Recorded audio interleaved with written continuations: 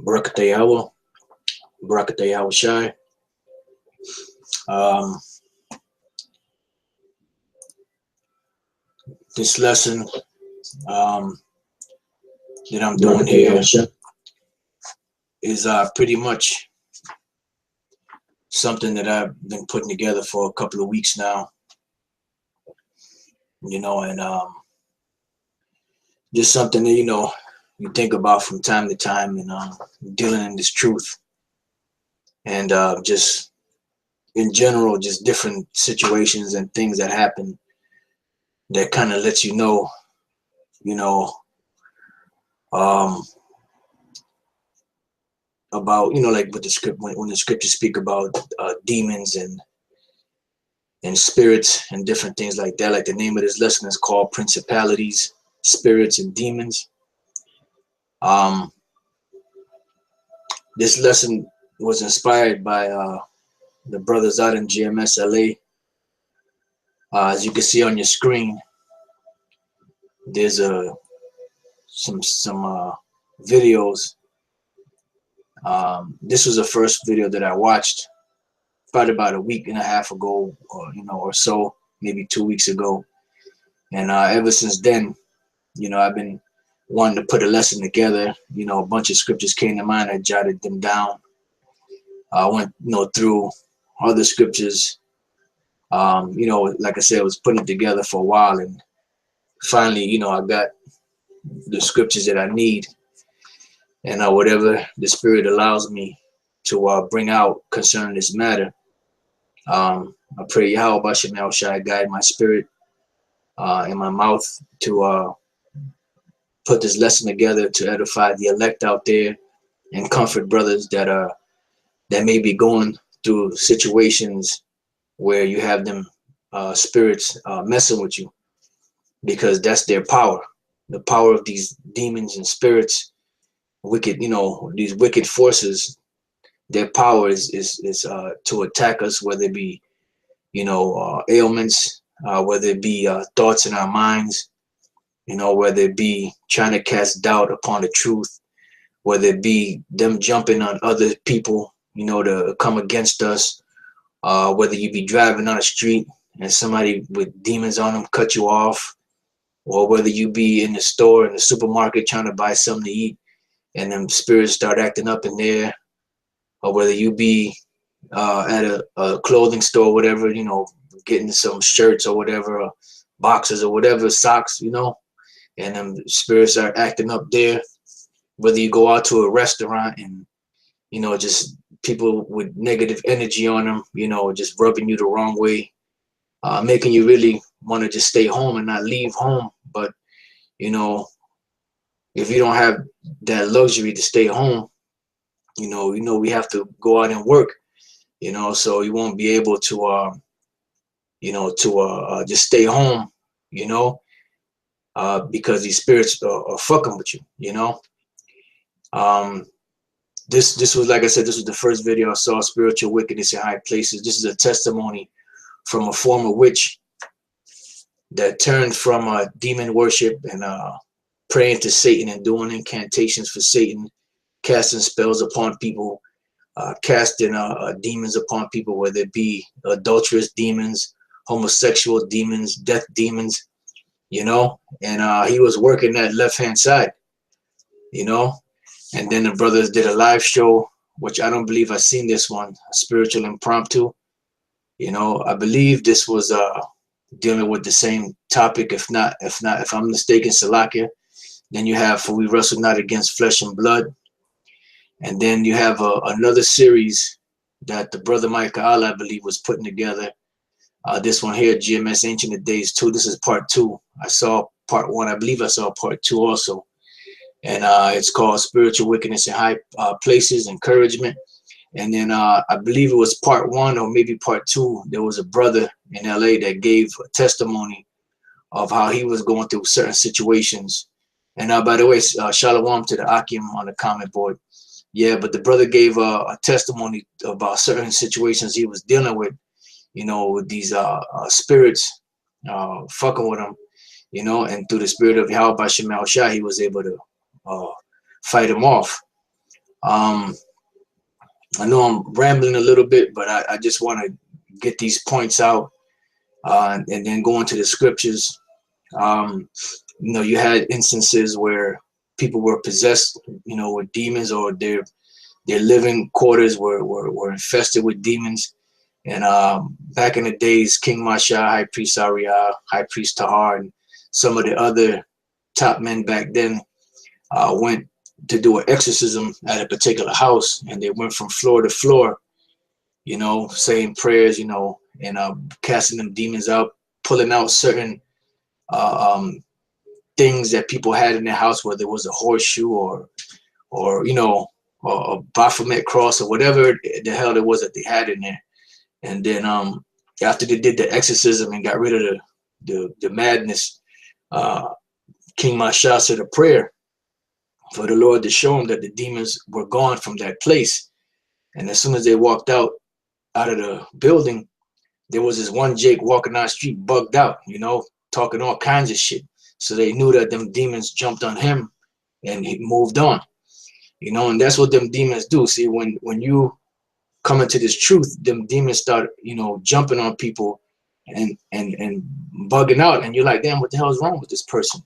You know, it's just that them spirits, they jump on different people, you know. And you know, the thing about it, oh, and also wanted to mention that these brothers here, GMSLA, the brothers in Spanish, they also did a lesson on spiritual wickedness in high places in Spanish, and they also put his testimony here in Spanish, you know. But and then also the brothers in New York, you know, there was a situation where there was a sister that came out to the camp, and you know, there were demons that were messing with her at her home, and Apostle Tahar, you know, gave the brothers, you know, the go ahead, the blessing to go and exercise them demons. I think it was like 5 brothers, you know. I mean, they can give their testimony on it, you know. I think it was like 5 brothers from the New York camp, and they went, you know, they did what they did, fasted, or you know, went, said the prayers. I'm not sure exactly how it went down, and them spirits left, you know, and she never came back because you know she got what she was looking for, and them demons left, you know. Another instance I remember, Apostle Gabar and Apostle Rakah were selling oils and incense on 86th Street and 3rd Ave. That was back in the days when they used to be out on the oil tables, and there was this guy that came up, and they didn't know who he was, but they figured it out later. And he came up to Apostle Gabar and Apostle Rakah, and he said, you know, there are forces out here that are stopping you from making money.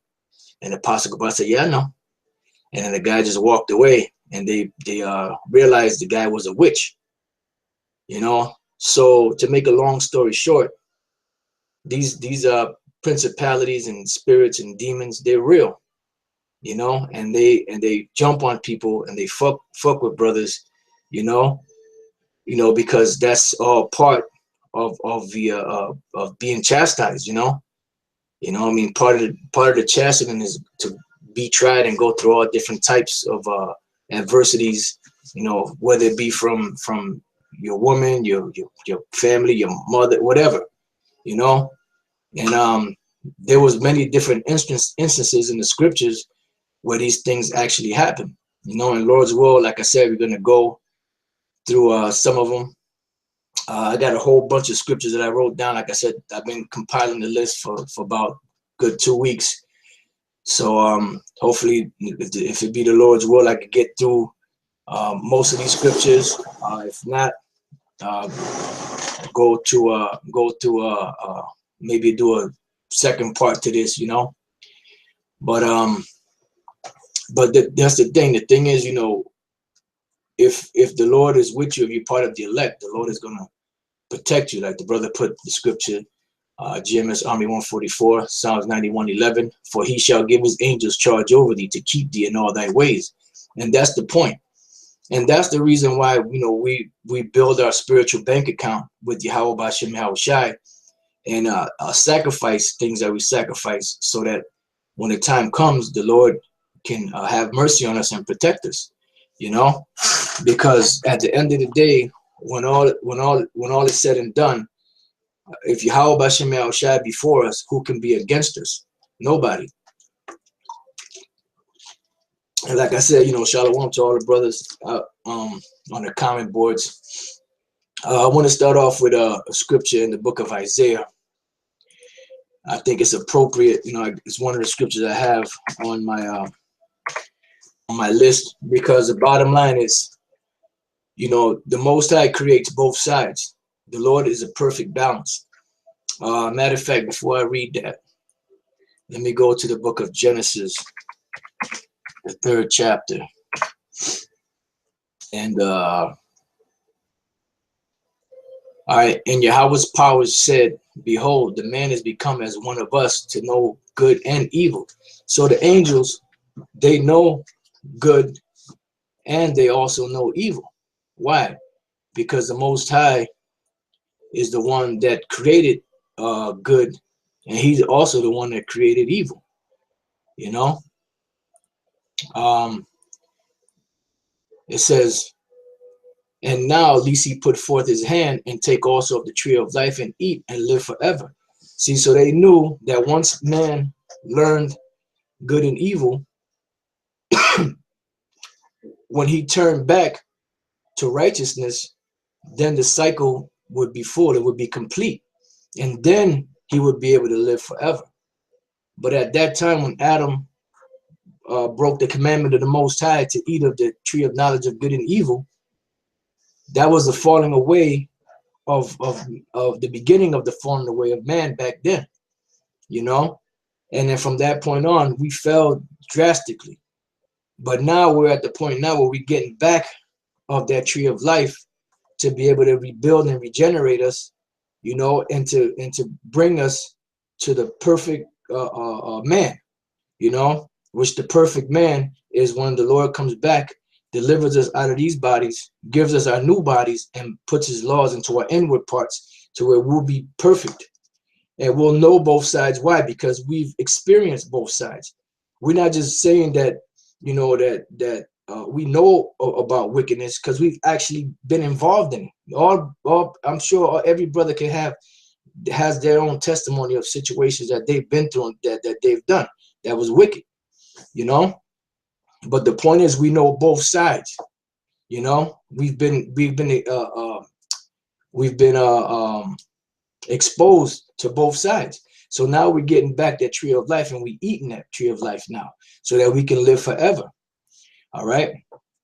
So Isaiah 45, and I'll start at I'll go straight to the point. Isaiah 45:7. I form the light and create darkness. I make peace and create evil. I, Yahweh, will do all these things. So the Most High creates both sides. And what happened is the Lord gave us of both sides, beginning with Adam, because he could have stopped Adam from going off, but the Most High had a purpose. The Most High has a will. There's a certain thing that has to be done, because it's one thing to say something, but it's another thing to actually experience it. So the Lord said, don't do wickedness, but you don't know what wickedness is. How do you know to avoid it? So we had to go through this situation, learn both sides of the tree, so that when we get back into power and we're perfect, we can judge righteously, because we know about both sides, because we've experienced both sides. So as the Lord said, I form the light and create darkness. I make peace and create evil. I, Yahweh, will do all these things. And this is in the Apocrypha, the book of Ecclesiasticus 17.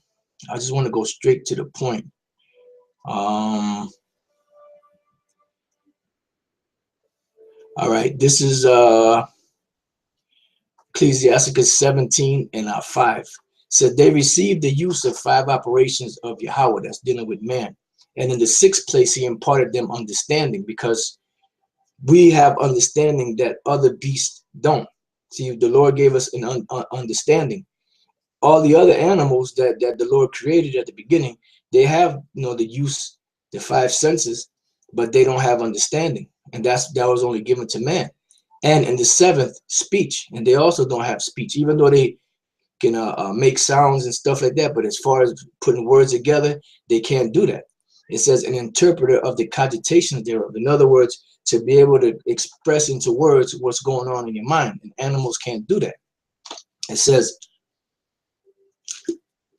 or should I say, they can't do that in a way to where it's understandable. All right. It says, counsel and a tongue and eyes, ears and a heart gave he them to understand. With all he filled them with the knowledge of understanding and showed them good and evil. So pretty much that's what the Lord did. He showed us good and evil.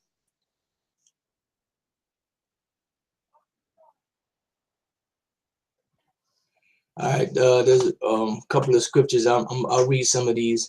GMS Gad, Malachi 3:18. Then shall you return and discern between the righteous and the wicked, between him that serveth the Most High and him that serveth him not. And that's true. Why? Because we've learned both sides of the tree. GMS Skid Row, Job 34:21. For his eyes are upon the ways of man, and he seeth all his goings. The angels got to report both sides, and that's right. But then you have righteous angels, and you also have wicked angels. Because one thing about the Most High, which we're gonna get real quick, this is the next scripture, Hebrews 12, and I'm just trying to hit the main points. Like I said, I got a lot of scriptures. Hebrews 12:9. Furthermore, we have had fathers of our flesh which corrected us, and we gave them reverence. Shall we not much rather be in subjection unto the Father of spirits and live? So the scripture say that the Most High is the Father of spirits, which means he creates both sides of the spectrum. We read that the Most High creates good and he creates evil. So the same way you have righteous angels and you have people that you might meet that have a positive aura about them, and then there's other people you meet that have a negative aura about them. More than likely they either have demons on them or they are a demon. And more than likely the brother that you get that good vibe from, more than likely he might be a righteous spirit. When you in tune with the spirit, you can read a lot of different things that you weren't able to do when you were in the world in the midst of all this madness. But even then, there was like a certain filter that the Lord gave us to where you could kind of discern a guy that was wicked, and a guy that was not so bad, so to speak. I put it in those terms, So the Most High himself is the Father of spirits. He created both sides of the spectrum, The next scripture I'm gonna go to is the book of Job, chapter 1 and verse 6 to 12.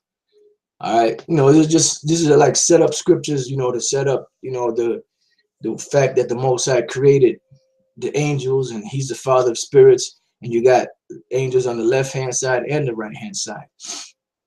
Job 1:6. Now there was a day when the sons of the Most High came to present themselves before Yahweh, and Satan came also among them. So Satan is a son of the Lord. Why? Because the Most High created him. He was created. So the adversary, the main demon on the left-hand side, that's the main adversary. The Lord created him too, and he's also one of the sons of the Most High. It says, and the Lord said unto Satan, whence comest thou? Then Satan answered Yahweh and said, from going to and fro in the earth and from walking up and down in it. So what the hell you think Satan was doing when he was going to and fro in the earth? He was bringing hell, upon the earth, bringing all types of wickedness, bringing homosexual spirits, adulterous spirits, people that steal, to commit idolatry, which is spiritual fornication, to commit murder, to commit all different types of acts that go against righteousness. So that's what Satan was doing out here. So letting you know that this world down here is Satan's dominion. You know, this is his playground. You know, and only way you're gonna be able to avoid any of that is if the spirit of Yahweh Shem Yahushai is walking with you, supping with you, guiding you.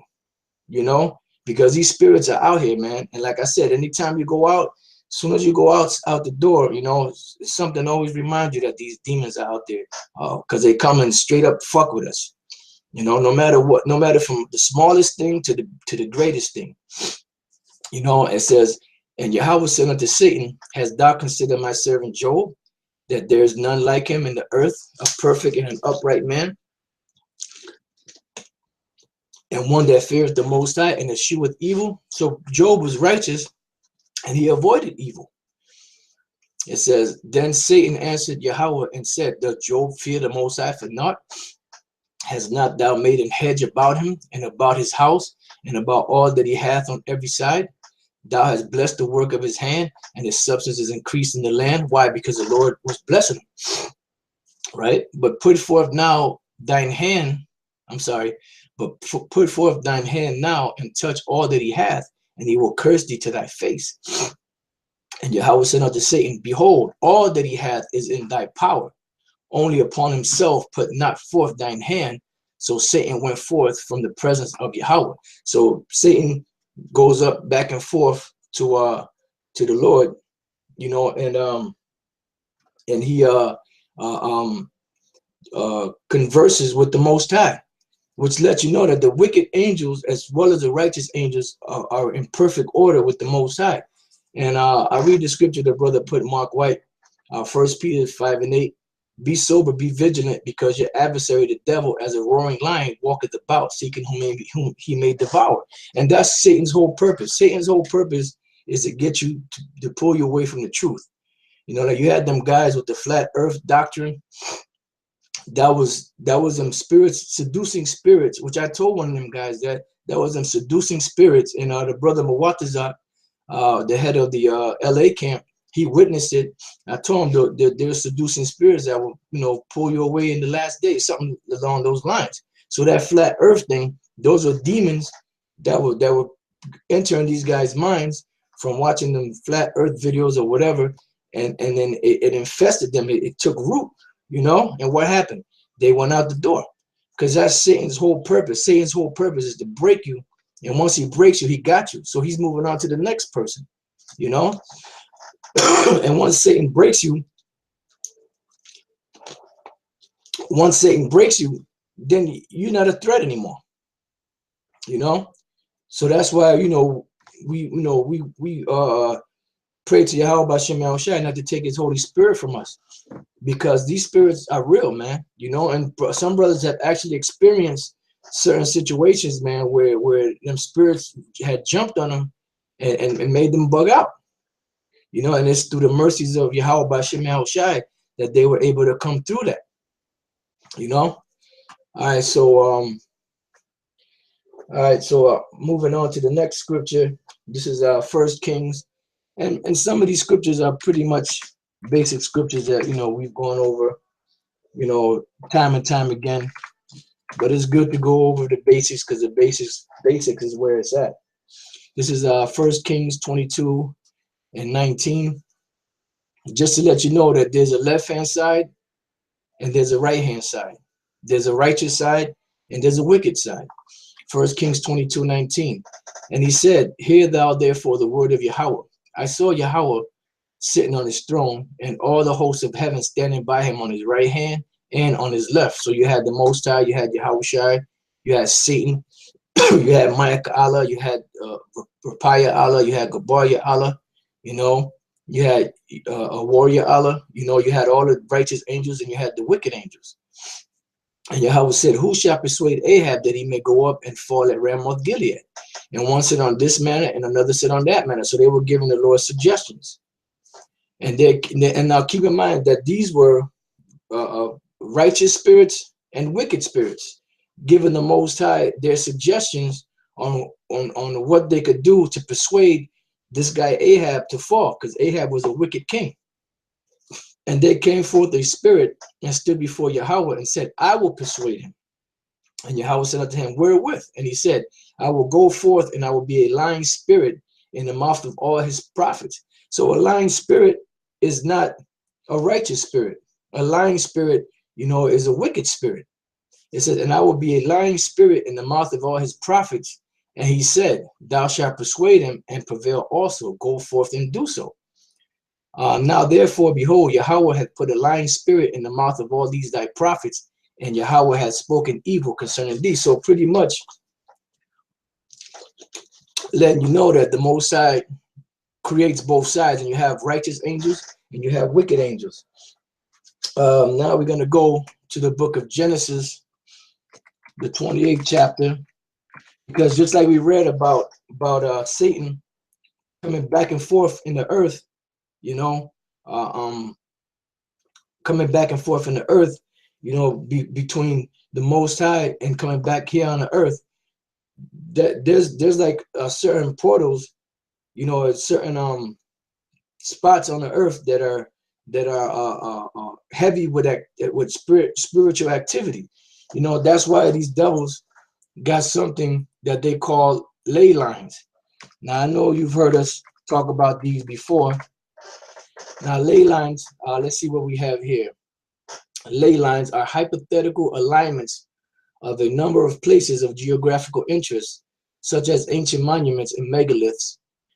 Their existence was suggested in 1921 by the amateur archaeologist Alfred Watkins, whose book, The Old Straight Track, brought the alignments to the attention of the wider public. That didn't really get too much. All right, here, let's see what this says. Let me see. Just trying to see if I can get the...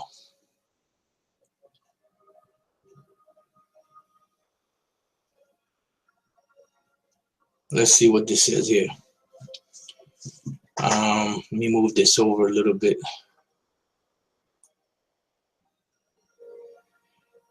It says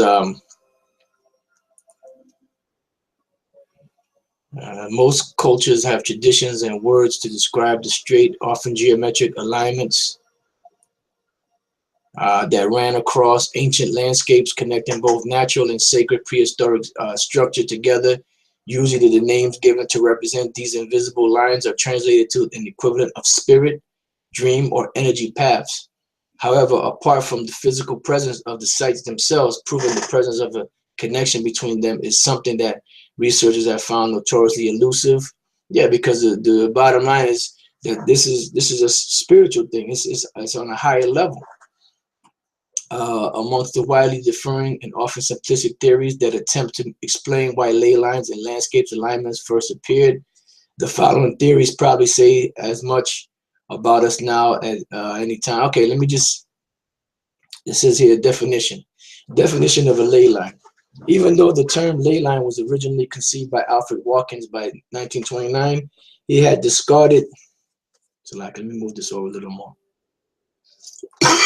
Excuse me. He had discarded the use of the name ley and referred to his alignments only as old straight tracks or archaic tracks. It is quite useless looking for existing fragments, however old, or of roads which may remain from the first track.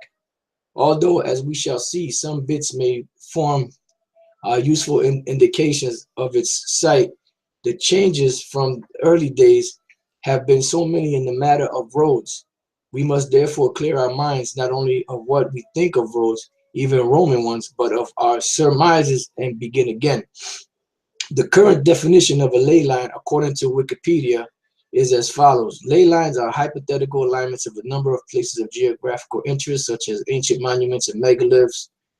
The explanation by no means complete the modern definition of a ley line, which pretty much they're just going in circles. A ley line is pretty much certain areas where you have spirit, a lot of spirit, so what I'm looking for, activity. There's certain places that have more spiritual activities than others, like the chariots, the sighting of chariots. Those could be considered ley lines. There's some chariots that come from the waters There's some chariots that come from the skies. Some chariots just appear out of nowhere. You have certain places where the demonic activity is more greater. That's why they'll build like around Rome. In Rome, you had the 7 hills of Rome, you know, which were heavy into the sacrifice of gods, where certain witches and warlocks back in those days would sell their wares. You know, they would peddle their wares in that area. You know, so that Stonehenge, you know, different things like that, wherever these witches gather together to say their incantations and all of that, that's considered a ley line. And pretty much they got it from the scriptures, you know, because the scriptures speak about these things, but they don't call them ley lines. This is Genesis 28, and I'm gonna go to the 10th verse. Genesis 28 and 10. And Jacob went out from Beersheba and went toward Haran, and he lighted upon a certain place and tarried there all night because the sun was set. And he took up the stones of that place and put them for his pillows. A rough man right there. And laid down in that place to sleep. How many brothers could sleep on have a pillow for a rock, or a rock for a pillow? And he dreamed, and behold, a ladder set up on the earth, and the top of it reached to heaven, and behold, the angels of the Most High ascending and descending on it. So that spot that he chose to sleep at, that was actually a spiritual connection between the spirit world and the physical world. So there was a lot of angelic activity there, you know. So it doesn't say if it was righteous angels or wicked angels, but it was just a portal, so to speak, where angels could go back and forth, right? It says, and behold, Yahweh stood above it and said, I am Yahweh, the power of Abraham thy father, and the power of Isaac. The land wherein thou liest, to thee will I give it, and to thy seed, and thy seed shall be as the dust of the earth, and thou shalt spread abroad to the west, and to the east, and to the north, and to the south, and in thee and in thy seed shall all the families of the earth be blessed. And behold, I am with thee, and will keep thee in the places whither thou goest, and will bring thee again into this land, for I will not leave thee until I have done that which I have spoken of to thee of.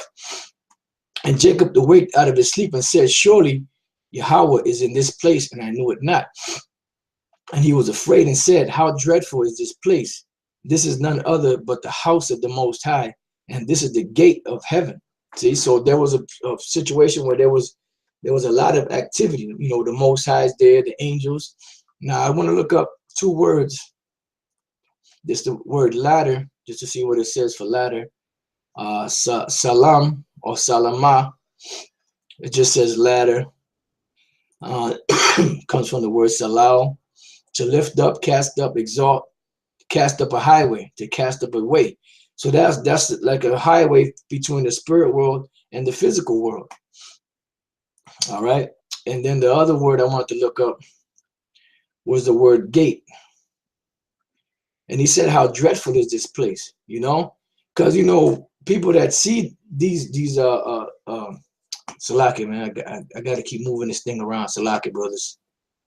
And also I want to look up the, people that have had encounters with the angels. It's dreadful, you know? That's why I said, how dreadful is this place? Let me see, is the gate. The word gate is sha'ir, which that does mean gate of entrance, gate of space inside a gate, marketplace, public meeting place, city, town, gate of palace, royal castle, temple, court of tabernacle, heaven. You know, so that was a gate between the spirit world and the physical world, you know.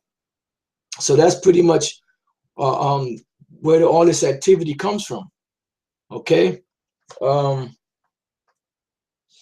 me go to John. Let's see what this says here. The book of St. John, chapter 1, and verse 51. It says, and he said unto him, verily, verily, I say unto you, hereafter you shall see heaven open, and the angels of the Most High ascending and descending upon the Son of Man. See, so there's certain spots on the earth that have a heavier presence of angels, whether it be the righteous angels or the wicked angels, you know. And that's just to let you know that the Most High, he creates both sides, you know. He creates the righteous angels and the wicked angels. And they obey his word, they obey his voice. They come back and forth upon the earth. Salaki, brothers, bear with me a second.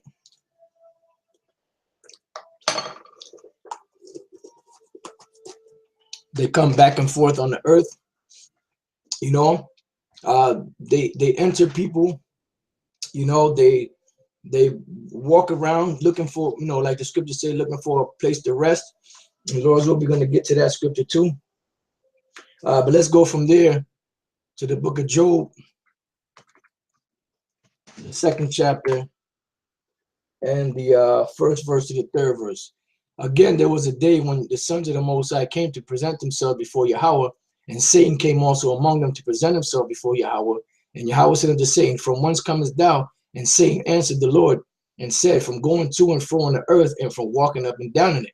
And Yahweh said unto Satan, Hast thou considered my servant Job, that there is none like him in the earth, a perfect and upright man, and one that feareth the Most High and escheweth evil? And still he holdeth fast his integrity, although thou movest me against him to destroy him without cause. So the bottom line is, you have these spirits that are pretty much their whole mission is to try to destroy brothers, is to try to destroy a brother's faith, you know. And that's what the scripture say, that in the latter times some shall give heed to seducing spirits, you know, because that's Satan's job. Satan is the adversary. Satan is not your friend, you know. Just because, you know, you in this truth, just because you know the truth, don't mean them spirits ain't gonna mess with us, you know. And that's the thing we have to know. We have to know that these things are gonna happen, you know. And if you know that they're coming and you prepare your mind for it, then when they come, you're able to deal with it a little easier, you know. And a lot of these fake ass false prophets, you know, they don't prepare their congregation for that. You know, their whole thing is about, you know, just have fun, man. You know, either have fun or go to some goddamn shooting range and get ready for that. But they don't know that that's on the left-hand side too. You know, now were they wrong for going to a gun range? Nah. There's no law against it. You can't go to a gun range. But the thing about it, why would you put that on video? It's what it is to demonize the whole Israelite thing, you know, because Satan wants to move on it, you know. All right, let's go from there to the Apocrypha. This is the book of Ecclesiasticus, chapter 39. Like I said, I wrote these scriptures down, just going through some of them, and you know, we'll take it from there. And as the Spirit gives me other scriptures, I'll bring them out. And I know you brothers putting scriptures up too, so you know, Lord's will, we'll get to those too. All right. This is the book of 2nd Ezra's. I'm sorry, Ecclesiasticus 39 and 28. It says, there be spirits that are created for vengeance. So there are certain spirits out there that are created for vengeance. That's why when somebody gets killed or when somebody gets in a serious accident, those are spirits manipulating everything. Because you could be an expert driver, but them spirits can mess with you for that split second and have you get into a major accident, you know, or have you put to death. You know, there's spirits out there that are just manipulating everything. You know, the Lord is moving these pawns. You know, just like you have physical men that are pawns, you have also demons out there that are pawns. It says, which in their fury lay on sore strokes. In the time of destruction, they pour out their force and appease the wrath of him that made them. Fire and hail and famine and death, all these were created for vengeance. And those are all spirits. You know, like they had this situation down in was it Chile? They had the worst fires in a long time. I believe years ago in California, you had like these fireballs that were flying through the air, burning shit up. You know, those are spirits, man. Because an angel is nothing but fire. This is Psalms 104. There's nothing but pure energy. Psalms 104 and 4. Who maketh his angel spirits, his ministers a flaming fire? So the angels are pure energy, you know? So if you have a storm, if you have a hurricane, if you have a tornado, if you have fires, if you have earthquakes, all these different things, those are all spirits, you know, activating these things, you know? And they're getting things brewing. Why? Because the Most High has a day of vengeance, a day of judgment, you know? And you also have these spirits that mess with people and jump on people and make them bug out.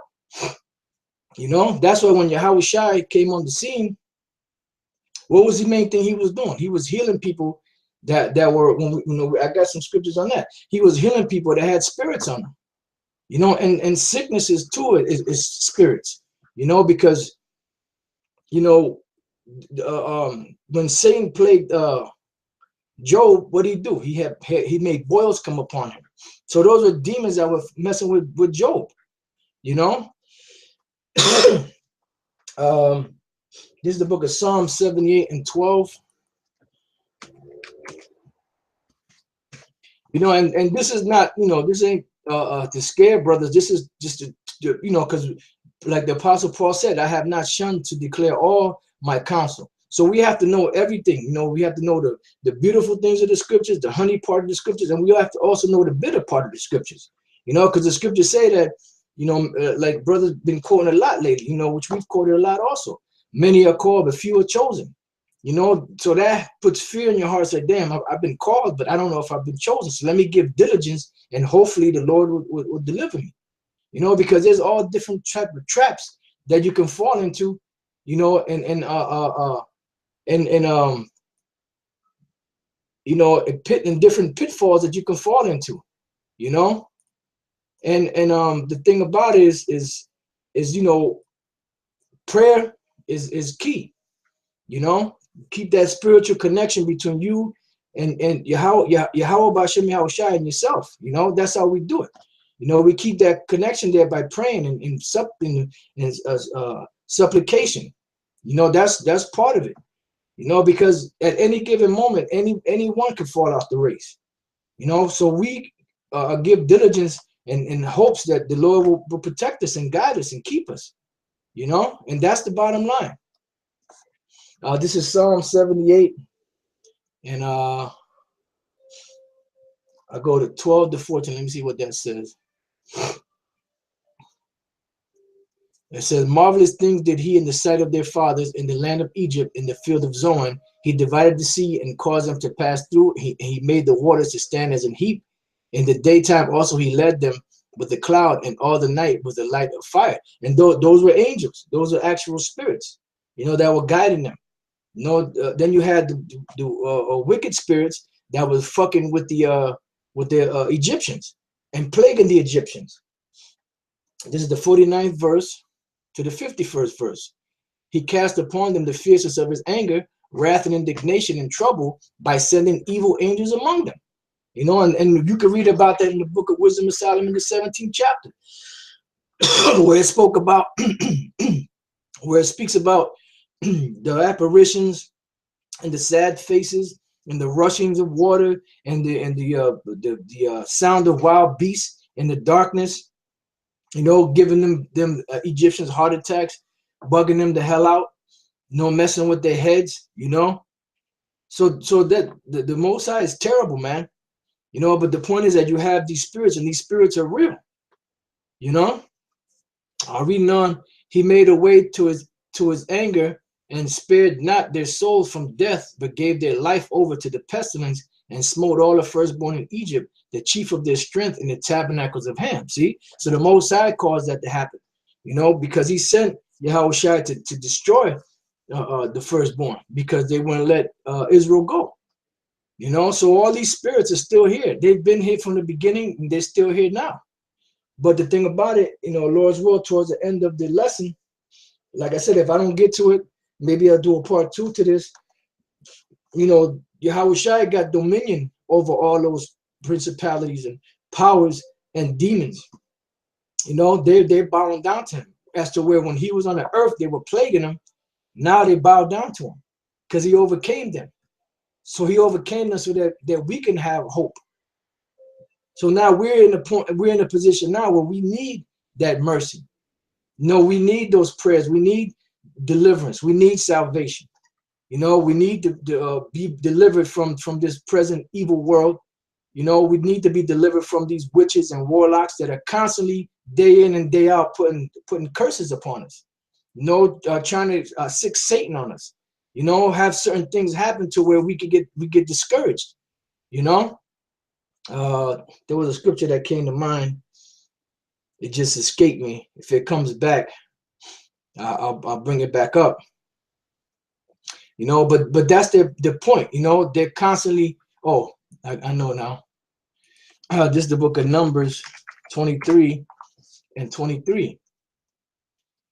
It says, surely there is no enchantment against Jacob, neither is there any divination against Israel. According to this time, it shall be said of Jacob and of Israel, what hath the Most High wrought.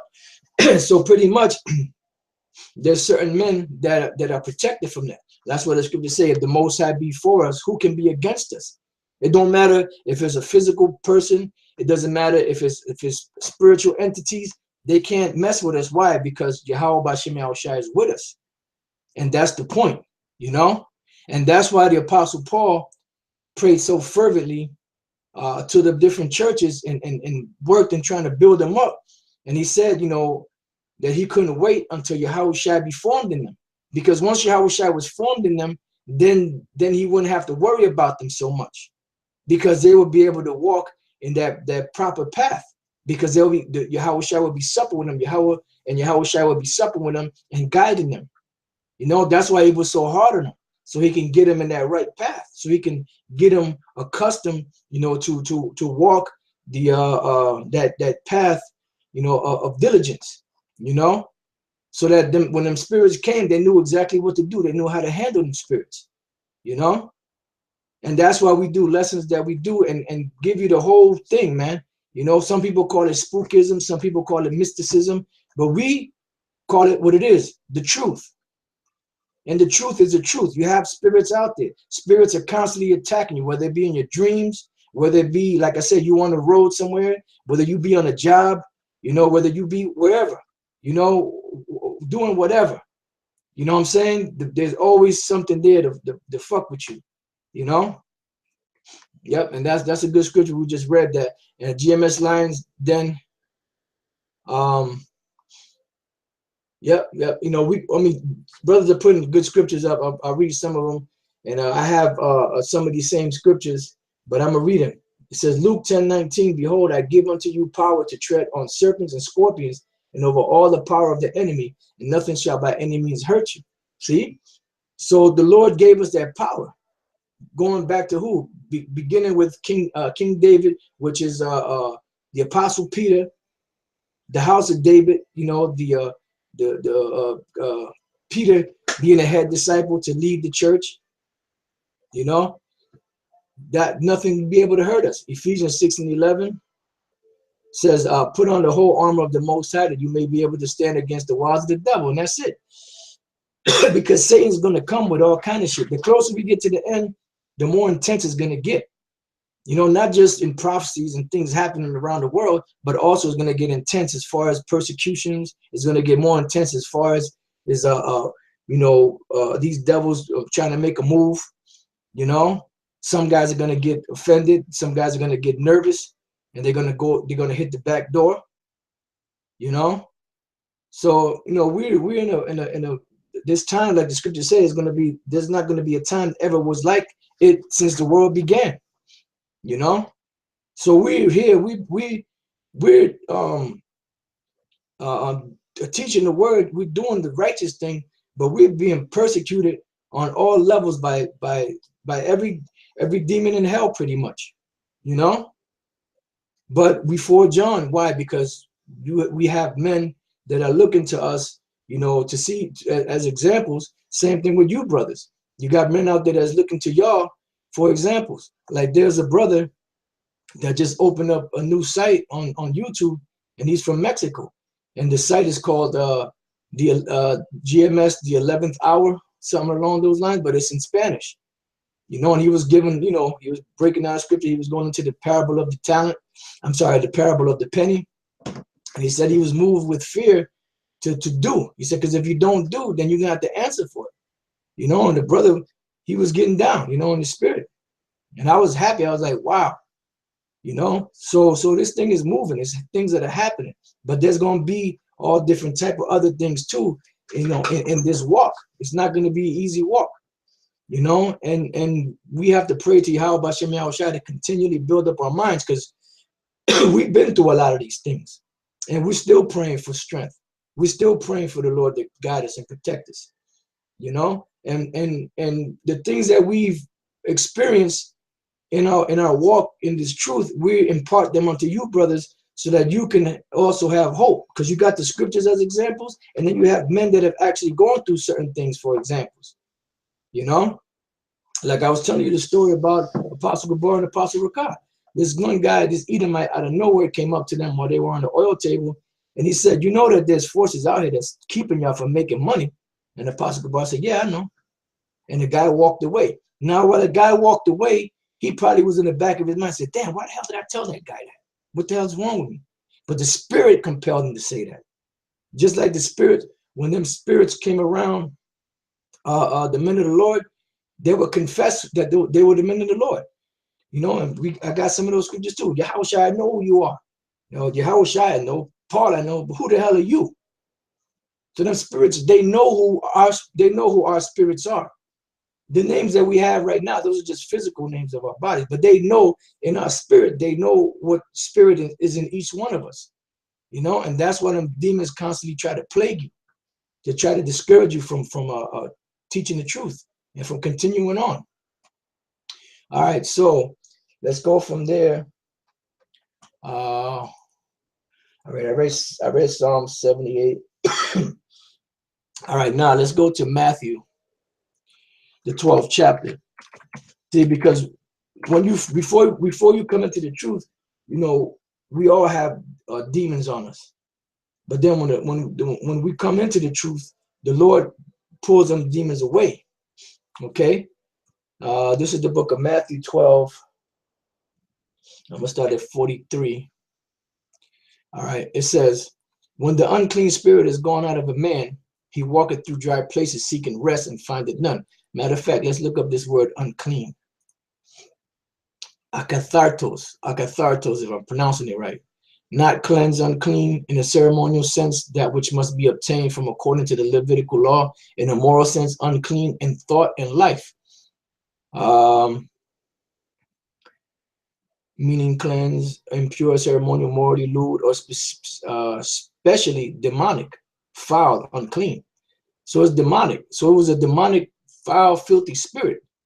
And there was one time where, because when we had the school in Connecticut, you know, the school was small, and we didn't have that many resources. So there was this one guy that used to be in the school. His name was Rashawan, you know, and you know, he was a resourceful kind of guy. You know, he knew how to do things and get certain things. So then, to build up the school, what we did was we were going through like empty, abandoned buildings. You know, we would find a desk, you know, or we would find some chairs, you know, and different things like that, and we would bring them to the school, clean them up, you know, and that was it. Find cans of paint the wall, you know, because we didn't have the finances back then. So, you know, we did what we had to do, you know. So I followed suit with them, you know. I was pretty handy myself, so I help, you know, bring the stuff to the school. And there was one instance we walked into this one building, and upstairs there was a room that you could tell it was, you know, either crackheads up in there or people shooting dope, you know, but nobody was there at the time. But you could tell it was one of them places where people would get together and shoot dope and probably sleep at night, smoke crack and all that. And when I walked in there, I felt like a real demonic presence in there, you know? And I couldn't wait to get out of there, man, because it was like a real, you could tell from one part of the building walking into that spot, you could feel like a real demonic presence in there. So I wanted to get the hell out of there. No, but that was some spirits that were there that were making them people smoke or crack or shoot dope, whatever the hell they was doing. You know, so there's certain places you go to, you feel that presence. You know, you feel them demonic presence. Another time when we was at the New Jack City School, as you heard Apostle Gabar, Apostle Tar and Apostle Gabar and Apostle Rakas speak about from time to time. There was a time when Lahab was there, and there was like a party going on, and that night, I had made a vow, to the Lord that I wasn't going to drink that night, for a couple of days, whatever. I forget what it was, and I was sitting there, just watching King Masha. He was dancing with his daughters, it was getting down, I was just, smiling. I said, King David, I could imagine when King David, when the ark came back, he was dancing happy, and as I was just sitting there, just soaking up the vibe, all of a sudden I felt this like real demonic presence walk from behind me, like something like real, like a force. And I cringed. I said, "Oh, what the hell?" And I turned around, and maybe about a good 10 feet away from me, I saw Lahab walking in slow motion. He had like a demonic glow, but to me, he was walking in slow motion. And I didn't see like the demons, but I felt that force and that negative energy. I was like, "Oh shit!" And I was just staring at him as he was walking out. So there's certain instances where you come across things like that, and that's to let you know that these spirits are real. So it says, when the unclean spirit is gone out of a man, he walketh through dry places seeking rest and findeth none. So here it is, Lahab was cleansed, of them spirits, but them spirits came back on him, but they came back on him worse. It says, then he saith, I will return into my house from whence I came out, and when he is come, he findeth it empty, swept, and garnished. Why? Because the truth would cleaned up that house. That house being the body, right? Then goeth he and taketh with himself 7 other spirits more wicked than himself, and they enter into and dwell there. And the last state of that man is worse than the first. Even so shall it be also in this wicked generation. And that's what happened to Lahab. And I'm giving you him as an example because y'all brothers have seen Lahab. Y'all witness who he is. And Apostle Tara was saying for years, you're gonna see towards the end of this thing, you're gonna have these guys from the old guys from that weren't doing the work. You're gonna see them pop back up, and you see it happening. We're still waiting for a few other heads to pop back up, but you see it now, and you see that he's worse, because now he's teaching about hell, he's teaching about the virgin birth, he's teaching about all kind of madness, but that was because them spirits entered into him, and they came back, and they came back with full force, This is, real quick, just on that note, this is the book of Psalms 119 and 9. It says, wherewithal shall a young man cleanse his way? By taking heed thereto according to that word. So this word, when you first heard it, the Lord cleansed us, and them demons left. See? So that happened to every man that come in the truth. But then certain men, them demons hop back on them even worse. That's why King David prayed that the Lord take not his Holy Spirit away from him. And we have to take that same attitude. This is the book of St. John 15 and 1. And the true vine and my Father is a husbandman. Every branch in me that beareth not fruit, he taketh away. And every branch that beareth fruit, he purgeth it, that it may bring forth more fruit.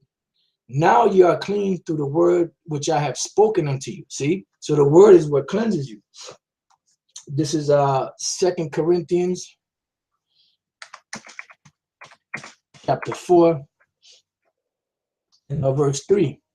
But if our gospel be hid, it is him to them that are lost. So what do you think blinds them from that? It's an actual angel, an actual spirit that blinds people from not getting the truth. Isaiah 6 and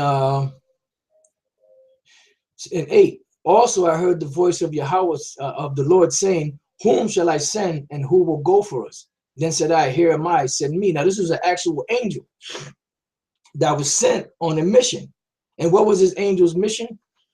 Let's read on. And he said, go and tell this people, hear ye indeed, but understand not, and see ye indeed, but perceive not. So the angel's job was to block people from Israelites from getting the truth.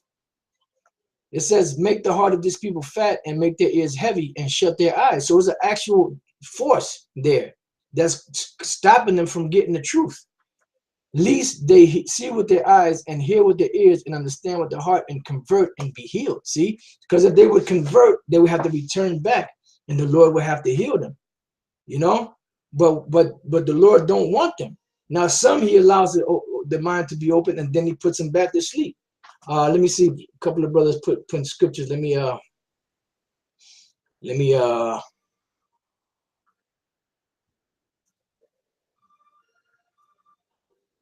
right. Ephesians 5:26, that's a good one. That he might sanctify and cleanse it with the washing of water by the word. Ashlawayat, Sirach 33:14. Good is set against evil, that's right, and life against death. So is the godly against the sinner, and the sinner against the godly. So look upon all the works of the Most High, and there are two and two. Because there's a perfect balance. See, the Most High has perfect balance. You know, so that's why he has both sides. Okay. Okay, so now moving on. This is the book of going back to 2 Corinthians 4. But if our gospel be hid, it is hid to them that are lost, in whom the God of this world has blinded the minds of them which believe not. So you have certain angels that their whole task is to blind people from getting the truth. You see? Least the light of the glorious gospel of Yahweh Shai, who is the image of the Most High, should shine unto them. No, and then you have certain angels that are just sent to plague people and put sicknesses on them. You have certain angels that are just sent to torment people. People that are born retarded, those are just demons, you know, that are on them, you know, that are causing them to be that way. Now we're gonna read other instances where you have certain men where they were in a bugged out state, and the Lord pulled the spirits out of them, and they were in their right mind. You know, so a retarded person and people like that, those are demons, those are spirits that are making them be that way. Okay. All right, so let's go from there to the book of, let's see, Acts. Let's see what this says. Acts 26 and 18.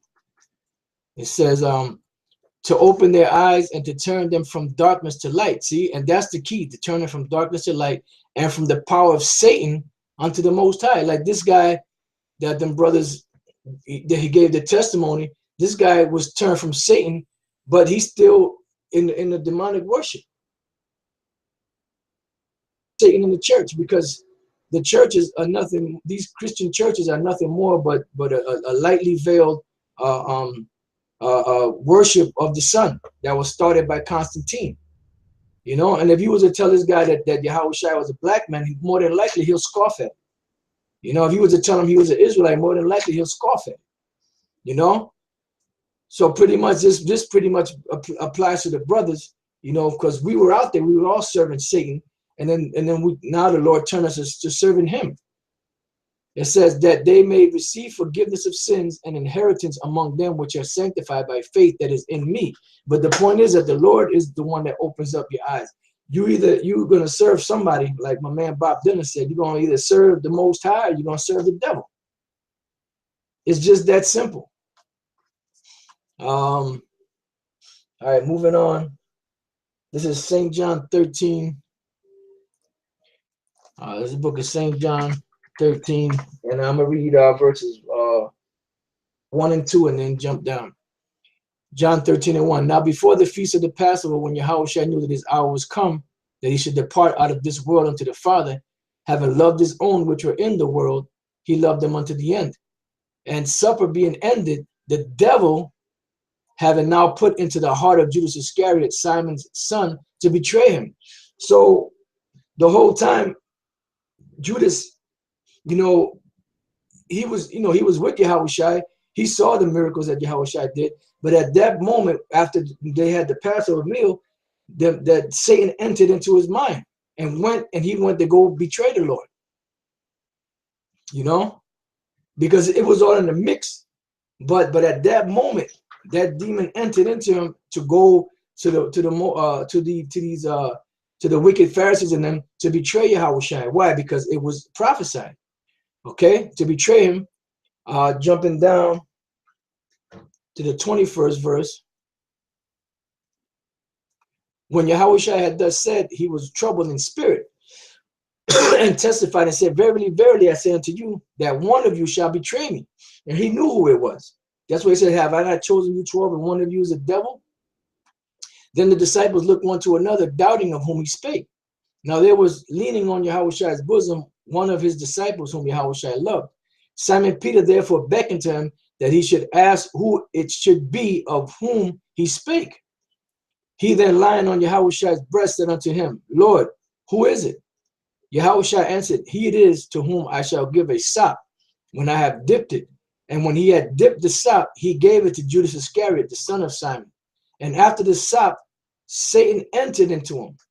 Then said Yahushua to him, that thou doest, do quickly. So the demons, as soon as Yahushua gave him the sop, the demon jumped right into his spirit, you know? And then he was possessed. He went and he went to go do what he had to do. And when he came back, he was so fresh that he kissed Yahushua in the cheek, you know, which pretty much, you know, was to fulfill prophecy. But it just let you know, you know, that's why the scriptures speak about the terror of the Lord. Knowing the terror of the Lord, we persuade men, you know, because nobody's exempt. So we pray Yahweh Bashem Yahushua guide us and give us the strength to continue on. It says, now no man at the table knew for what intent he spake this unto him, for some of them thought because Judas had the bag that Yahushua had said unto him, buy those things which we have need of against the feast, or that he should give something to the poor. He then, having received the sop, went immediately out, and it was night. Therefore, when he was gone out, Yahushua said, now is the Son of Man glorified, and the Most High is glorified in him. All right, so now let's go from there to the book of 1 Samuel 16. And this too, man, this too should put fear in you, you know, because, you know, you got some guys that come into this thing and they act like they learned this, you know, like you got them clowns, you know, in Chicago, Nazariah, you know, him and them other clowns, and Element and Babylon 5. Them dudes got so many demons on them and they don't even see it, you know, and they think that they're wise, but that's what it is. They think that they're so smart, you know, they think that they're so well studied and all that.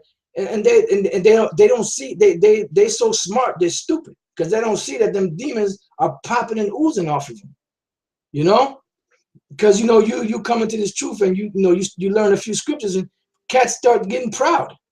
Scriptures say knowledge puffeth up. Let me get something real quick. 1 Corinthians 4, and just bear with me 1 second.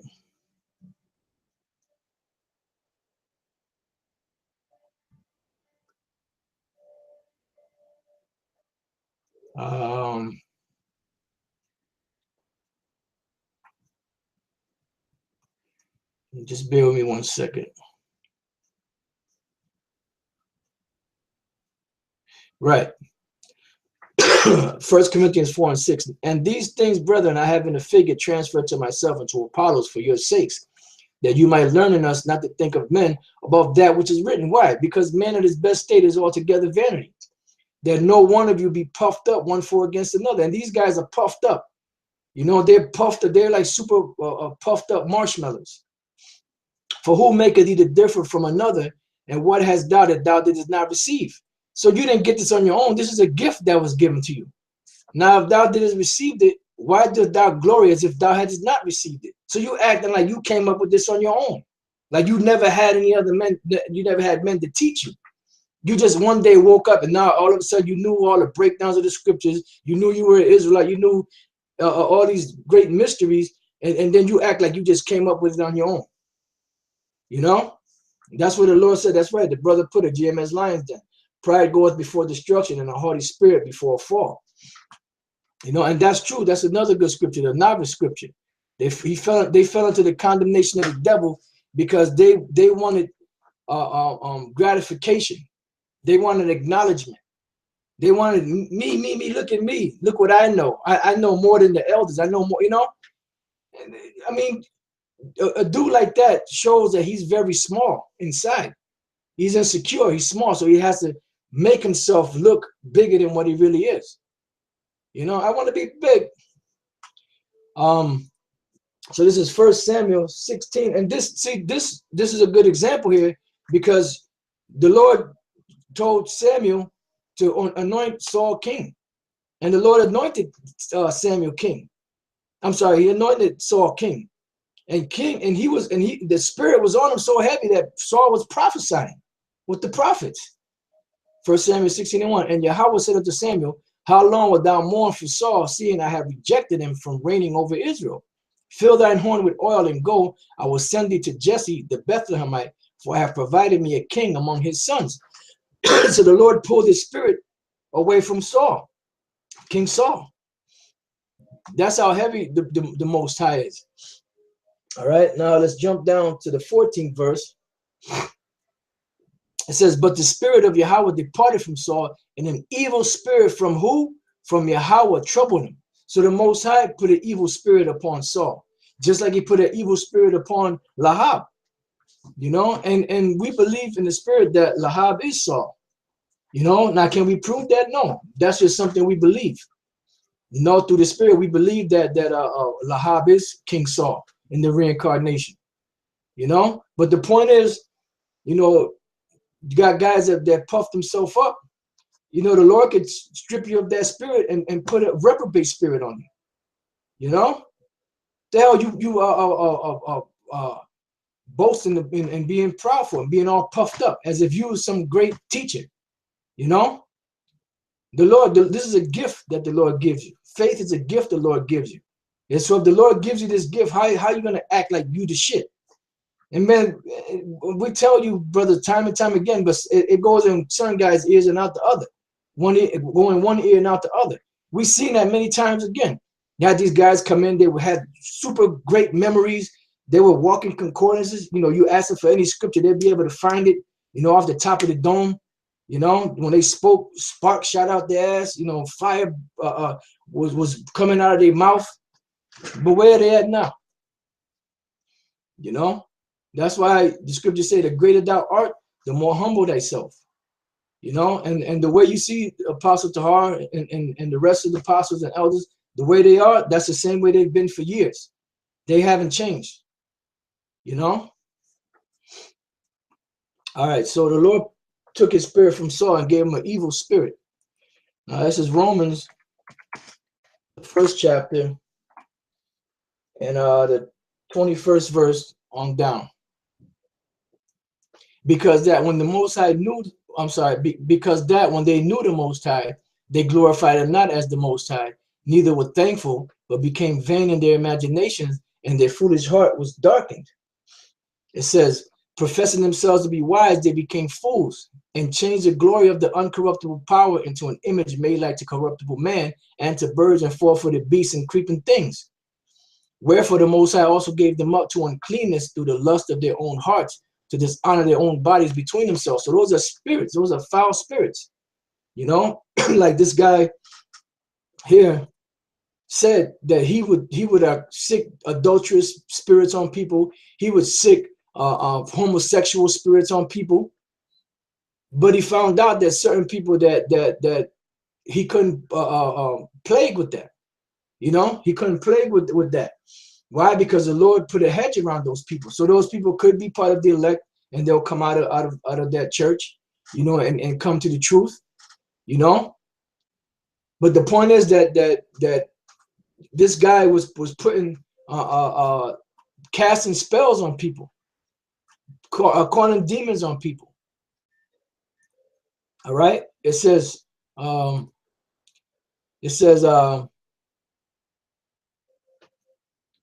It says, who changed the truth of the Most High into a lie and worship and serve the creature more than the Creator, who is blessed forever. Amen. So be true. For this cause, the Most High gave them up unto vile affections. For even their women did change the natural use into that which is against nature. And those are spirits. You know, this whole transgender, homosexual, lesbian agenda, those are demons. And through this music, they're pushing that. There's that song by Case, Foxy Brown, and I forgot the other whole.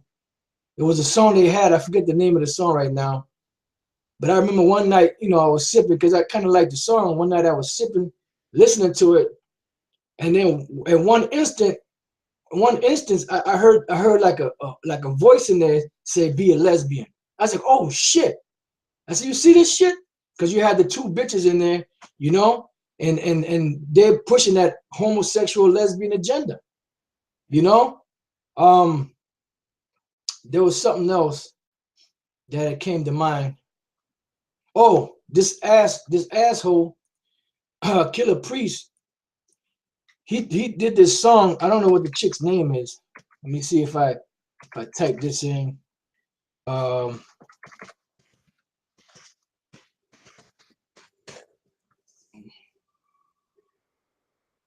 don't know the chick's name. It started something with an R or something. Nah. Well, he did a song. He did a song with this Latin looking chick, and pretty much the chicks were like rubbing up on each other, like with that lesbian shit. And this dude came in there doing his bullshit, showing a big ass butt and shit, you know. So he was pushing that homosexual agenda too, you know. And he's totally gone. Them spirits got this dude. Them spirits are feasting on this guy, you know. I mean, I wish I could find the song. You brothers probably know what the song is, but the point is, you know, he was pushing that bullshit. You know, look at that, the winged people. You know, so he was pushing that homosexual agenda, and that's what this music of today is, especially the music of today. They're pushing that homosexual agenda, which those are spirits, you know, that they're pushing out there through the music to jump on people. You know, it says, and likewise also the men leaving the natural use of the woman, burning their lust one toward another, men with men working that which is unseemly, and receiving in themselves that recompense of their error, which was meat. You know, which is the different diseases that you get from that vile affection. Hey, like Eddie Thong, you know, Eddie Wrong Thong, you know, he's out of here. You know, he was involved in that shit. He's supposed to be a man of God, you know, involved in having sex with other men, you know, and then he got a wife he could cover up the fact that he's a faggot, you know, or was a faggot. Well, anyway, moving on. And you know, though the Lord allows that to happen, you know, because that's the Lord's sifting agent. Now, you know, there's instances of righteous men that have called demons on people because they were being the devil. This is 1 Timothy 1:18. This charge I commit unto thee, son Timothy, according to the prophecies which went before on thee, that thou by them mightest war a good warfare. Why? Because you had guys back then that were falling away from the truth. You know, so Paul would commit certain things to Timothy and instill certain things in him so that he can be strong in the faith. It says, holding faith in a good conscience, which some having put away concerning faith have made shipwreck. And then by them being made shipwreck, what they did was they were trying to get others to follow them. That's why Paul would put curses on these guys. You know, just like you had the flat earther guys, you know, they try to, Babylon 5, you know, they'll fall away and they'll try to call brothers, see who's going to go with them. That's heaping disciples unto themselves, you know, but those are seducing spirits. And then you was cool with the guy, so he was like, I don't know, maybe he does have a point there though, you know.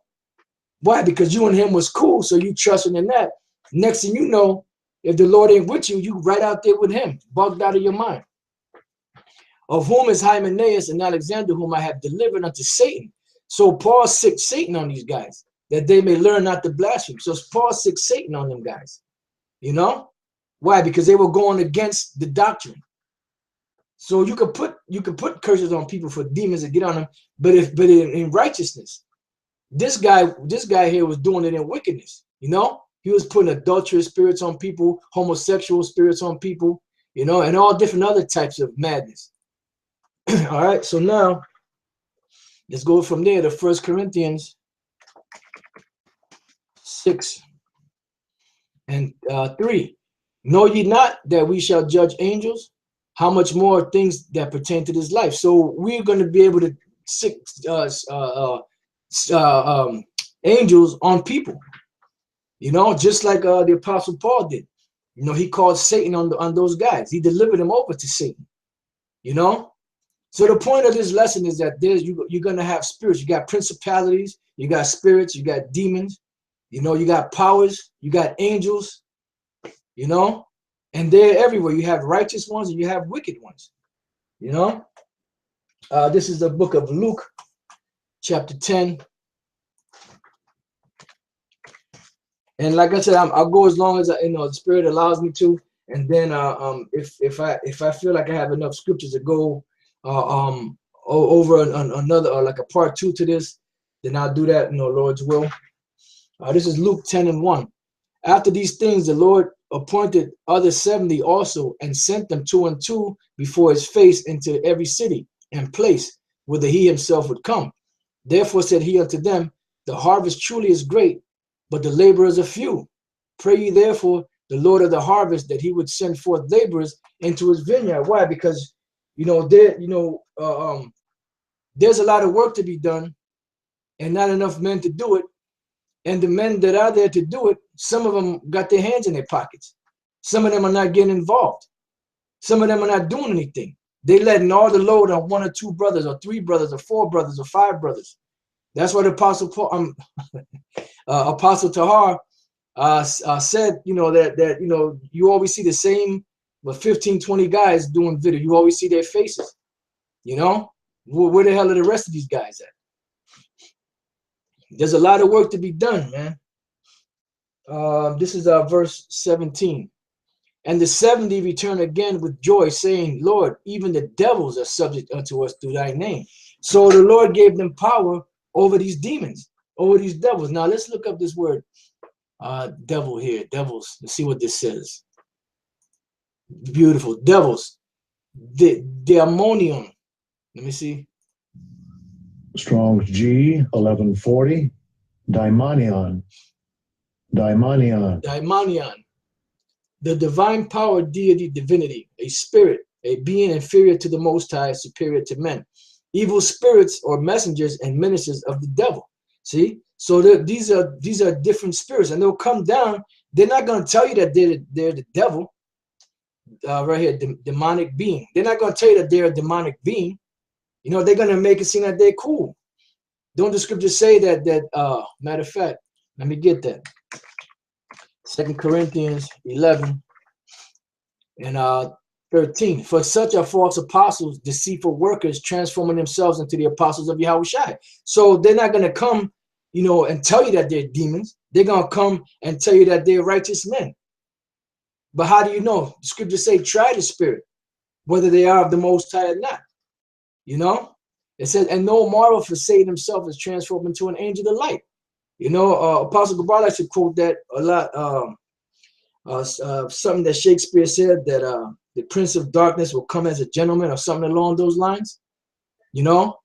So they're not going to come, like a demonic being, even like them Catholic Church preachers.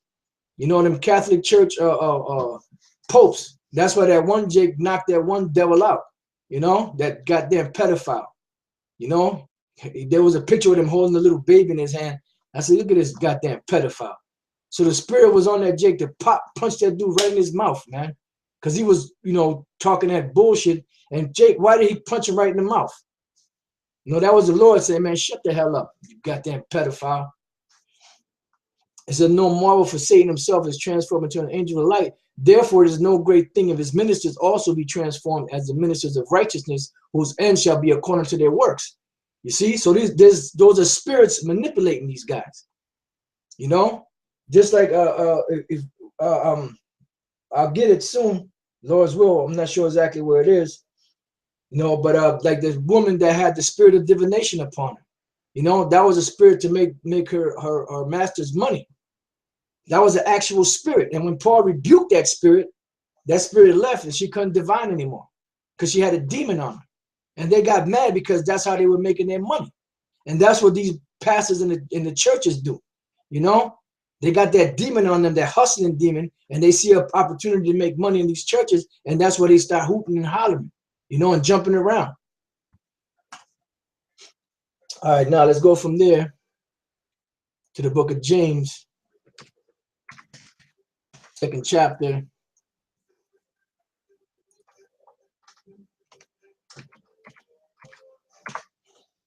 In the 2nd chapter, in the 19th verse. Thou believest that there is one power, thou doest well. The devils also believe and tremble. So these demons tremble at the Most High. They tremble at Yahweh. Why? Because they're in perfect order. They're in perfect order with the Most High. They don't come up to the Lord and buck up against the Lord. Say, nah, Lord, I don't feel like doing that. I'm going to do what I want to do. No, they're in perfect order. The scriptures tell you that the angels are in perfect order with the Most High. They delight to do his will. You know? And just like with anything else, you have the right-hand side of it and you have the left-hand side of it. All right, so now let's go from there to Matthew chapter 4. Because that's one of the things that Yahweh Shai came to do. He came to heal those that were sick. He came to cleanse the lepers. He came to help those that were oppressed by demons, you know, and he gave his disciples the same power. You know, and today, when you look at it spiritually, the men that came before us, they were given that same authority because by the words that they taught in the name of Yahweh Bashem Yahweh Shai, that removed demons from all of us and brought us into the truth. You know, so that same power we still have today, but it's just in a different form. You know, it's more by the word now, and there will come a time when there's miracles will start happening and stuff. The scripture saying the day of thy power that people shall be willing. But there's power in the word right now to cast out spirits. That's why the elders in the old school, they did a exorcism where they got rid of demons out of a certain building. And the brothers in the New York camp did an exorcism and they got rid of demons out of the building. This is the book of Matthew 4:23. It says, and Yahushua went about all Galilee teaching in their synagogues and preaching the gospel of the kingdom and healing all manner of sickness and all manner of disease among the people. And those are spirits that were messing with them. And his fame went through all Syria. That's why even if you have a sickness, you know, and the Lord don't want you to get rid of it, no, I don't give a damn how many herbs you take, you're not going to get rid of it. Now, if the Lord, you know, you pray to the Lord Yahweh Bashem Yahweh Shai, you know, to have mercy on you, and then you know, we say the prayer and take the herbs, and the Lord heal us because the Lord had mercy on us, you know. But some people out there, the reason why they don't get better is because the Most High allows them to stay in that situation because he wants to bring them back home, so to speak. And his fame went throughout all Syria, and they brought unto him all sick people that were taken with divers diseases and torments, and those that were possessed with devils, and those which were lunatic, and those that had the palsy, and he healed them. So these are all people that had demons on them, and Yahushua was healing them. Now I want to look at a couple of these words. Look up the word. Let me see. Torments, basanos, a touchstone, which is a black the rack or instrument of torture, by which one is forced to divulge the truth, torture, torment, acute pains, of the pains of a disease, of those in hell after death. They're going off on that. But pains of disease, you know, acute pains, you know, torments could also be in your mind, you know. So torments, let's see, possessed. Yeah, see? Diamonizomai, if I'm pronouncing it right. Probably butchered it, but hey. To be under the power of a demon, see? So they were possessed with demons. And when the Lord cast the demon out, they were in their right mind. Yep, that's a good one. Acts 16 and 17. The same followed Paul and us and cried, saying, these men are the servants of the Most High power and showing to us the way of salvation. And she was right, you know. And after a while, Paul, you know, because the demon in her knew that. And Paul was grieved, you know, because she kept saying that. So he just rebuked the demon out of her, which I believe that's one of the scriptures on the list. All right, so that was that. And there followed him great multitudes of the people from Galilee and from Decapolis and from Jerusalem and from Judea and from beyond Jordan. All right, now let's go from there to the book of Matthew, the 8th chapter. We got a couple of scriptures in Matthew, the 8th chapter, and the 16th and 17th verse. It says, when the even was come, they brought unto him many that were possessed with devils, and cast out the spirits with his word, and healed all the sick. See, so Yahushua cast out the spirits with his words. You know, he was powerful. And them spirits, sometimes they would tell him, look, Yahushua, we know who you are. Why you here to taunt us before our time? Because they knew who he was. That it might be fulfilled, which was spoken by Isaiah the prophet, saying, himself took our infirmities and bare our sicknesses. See, so Yahushua took that upon himself. That's why the scriptures say that he was a man acquainted with grief, meaning he was a man acquainted with diseases. That's why they use that big clown that's dead now, Duncan, whatever his name was, Clark Duncan or something like that, that played in the Green Mile. You know, and then he would grab people and take their diseases away and take them upon himself. That's, you know, that's what Yahushua was doing, you know. So obviously the Most High didn't like that, so he took that dude out, man. Big overgrown oaf. All right, so let's move on from there to the book of Matthew 9.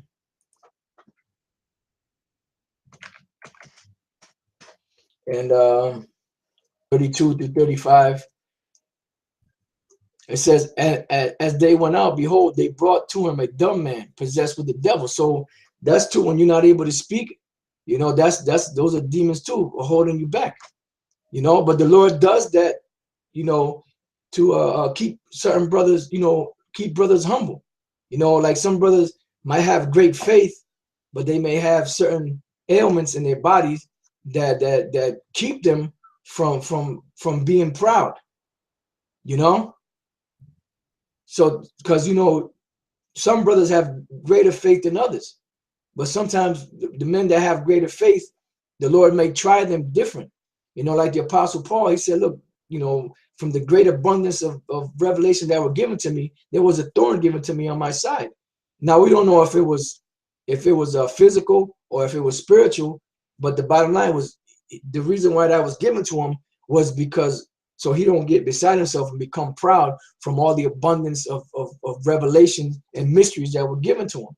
So the Lord will do that, you know. But you'll see the brother that has that ailment, he's fervent, you know, he got great faith, he's out there teaching, he's on fire, you know.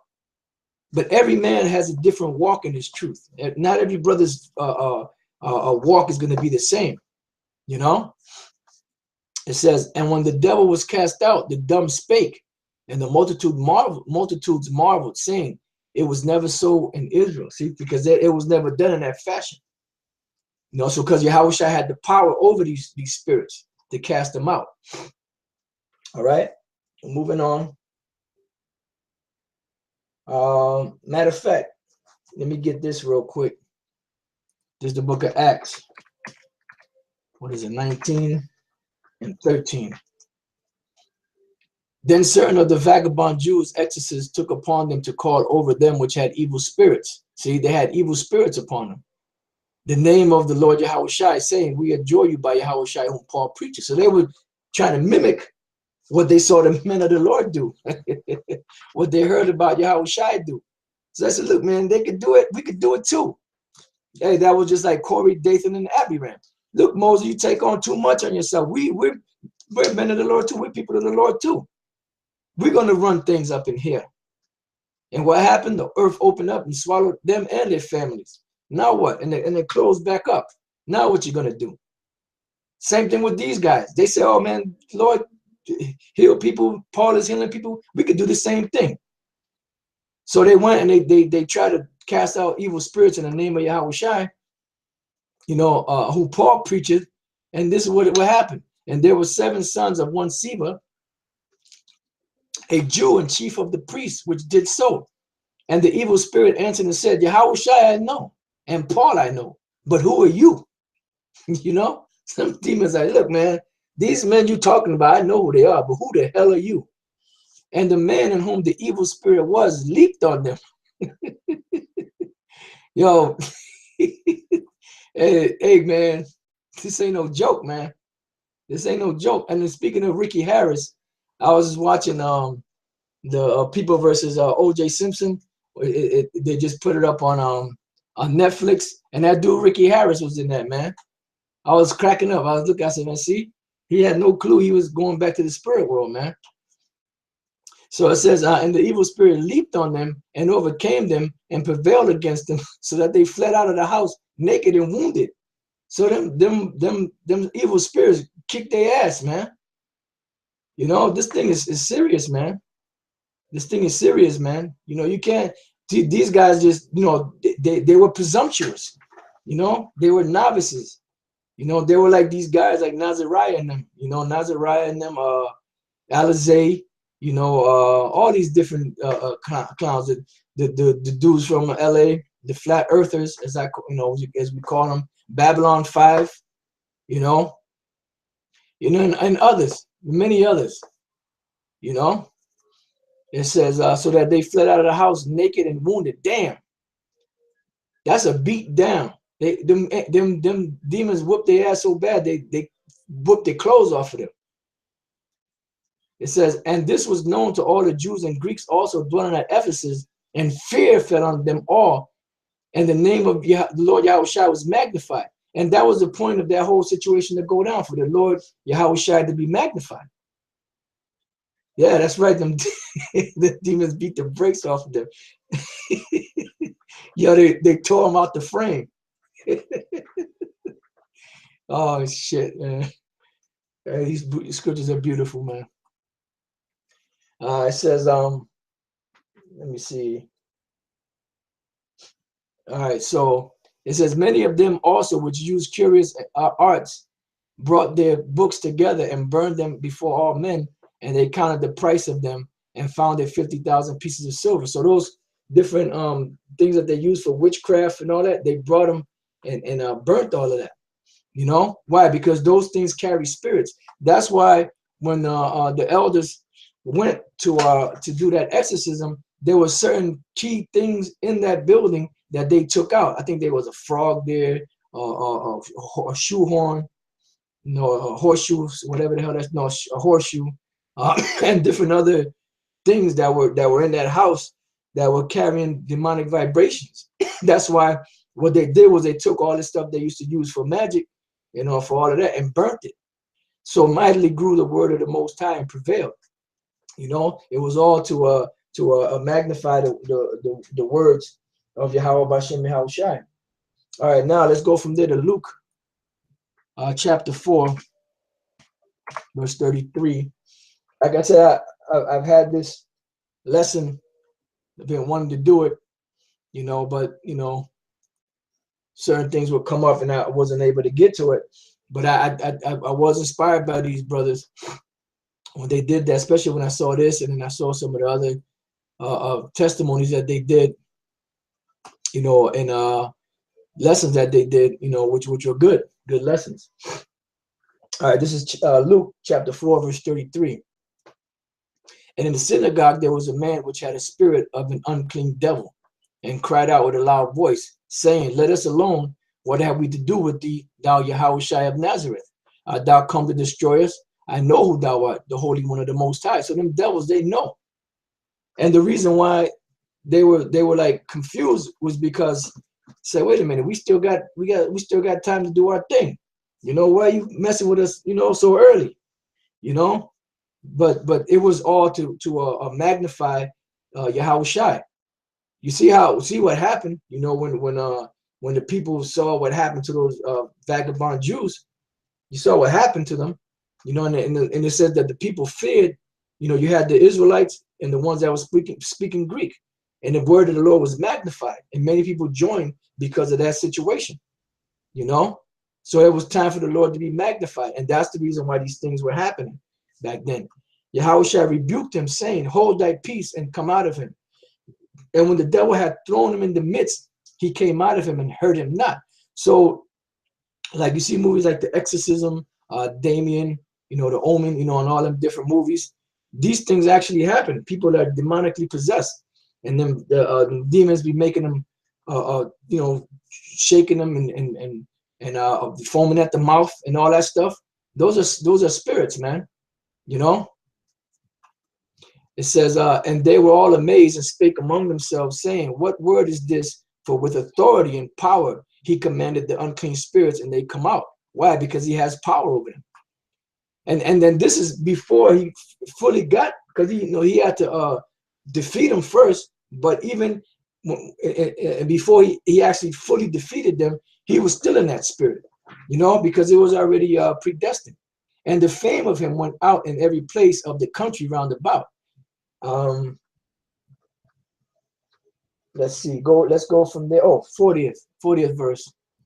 Now when the sun was setting, all they that had any sick with diverse diseases brought them unto him, and he laid his hands on every one of them and healed them. Now Nate and them would have turned them away.